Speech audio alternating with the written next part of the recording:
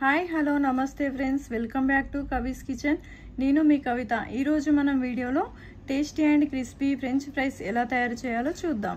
ఈ రెసిపీ కనుక మీకు నచ్చినట్లయితే please like, share and subscribe చేసుకోండి. అలాగే పక్కనే ఉన్న బెల్ బటన్ని ప్రెస్ చేయండి. ఫ్రెంచ్ ఫ్రైస్ ఎలా చేయాలో చూద్దామండి. దానికోసం నేను ఒక పెద్ద సైజు 3 బంగాళాదుంపలను తీసుకున్నానండి. ఫ్రెంచ్ ఫ్రైస్ కోసం బంగాళాదుంపలు పెద్ద సైజులో ఉంటే షేప్ అనేది మనకు చాలా మంచిగా వస్తుందండి.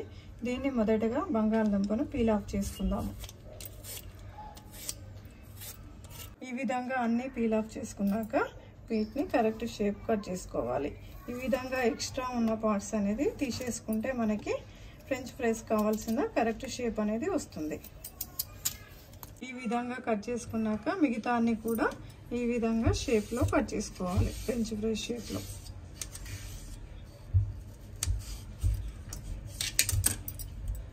ఈ షేప్ వచ్చేలాగా కట్ చేసుకోవాలి. మిగతా అన్ని ఆలు కూడా ఇలానే కట్ చేసుకున్నాము. ఈ విధంగా కట్ చేసుకున్న బంగాళాదుంపలను వాటర్లో వేసుకొని, ఒక బౌల్లో వాటర్ తీసుకొని వాటర్లో వేసుకొని ఒక 2-3 సార్లు కడగాలి. ఈ బంగాళాదుంపలను ఈ విధంగా 2-3 సార్లు కడిగిన తర్వాత వీటిని వాటర్లో తీసుకోవాలి. ఈ విధంగా వాటర్లో తీసుకున్నట్లయితే ఇవి కలర్ చేంజ్ అవ్వకుండా ఉంటాయి. ఇప్పుడు ఈ బంగాళాదుంపలను ఉడికించడానికి ఒక గిన్నె తీసుకొని దీనిలో సగం వరకు వాటర్ తీసుకోవాలి. ఈ విధంగా సగం వరకు వాటర్ తీసుకున్నాక స్టవ్ ఆన్ చేసుకుందాం. స్టవ్ ఆన్ చేసుకున్నాక ఇప్పుడు ఇందులో కొద్దిగా సాల్ట్ వేసుకోవాలి.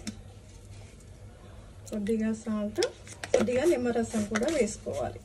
ఇందులో కొద్దిగా నిమ్మరసం పిండుకుందాం. నిమ్మరసం పిండుకున్నట్లయితే మనకి ఈ ఆలు అనేవి కలర్ చేంజ్ అవ్వకుండా ఉంటాయి.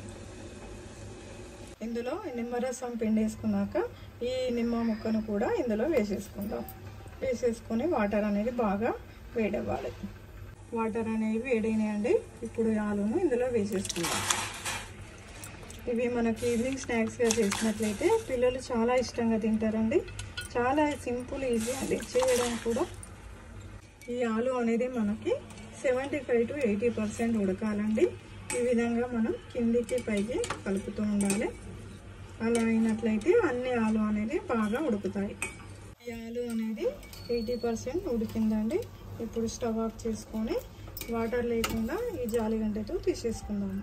అనేది ఇలా వాటర్ లేకుండా జాలిగంటెతో ఒక ప్లేట్లోకి తీసుకొని ఇవి బాగా చల్లబడాలి.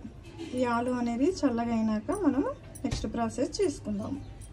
ఇప్పుడు ఈ ఆలులో మనము ఒక 3 టేబుల్ స్పూన్స్ కార్న్ఫ్లోర్ కలుపుతాము.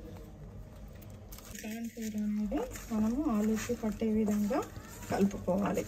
మరీ గట్టిగా కలుపుకూడదు, ఎందుకంటే ఈ ఆలు ఉడికింది కాబట్టి విరిగిపోతాయి. కార్న్ఫ్లోర్ అనేది మనము ఆలుకి పట్టే విధంగా కలుపుకోవాలి. మరీ గట్టిగా కలుపుకూడదు, ఎందుకంటే ఈ ఆలు ఉడికింది కాబట్టి విరిగిపోతాయి.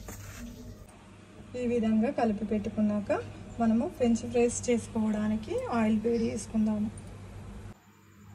ఆయిల్ వేడింది. ఇప్పుడు ఆలు వేసేసుకుందాం. ఇందులో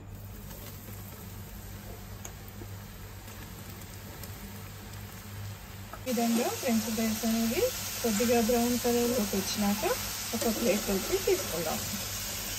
అంతే, వేడి వేడి ఫ్రెంచ్ ఫ్రైస్ రెడీ అయిపోయినాయి. ఇందులో ఇప్పుడు కొద్దిగా కారం, కొద్దిగా ఉప్పు, కొద్దిగా మసాలా వేసుకుందాం.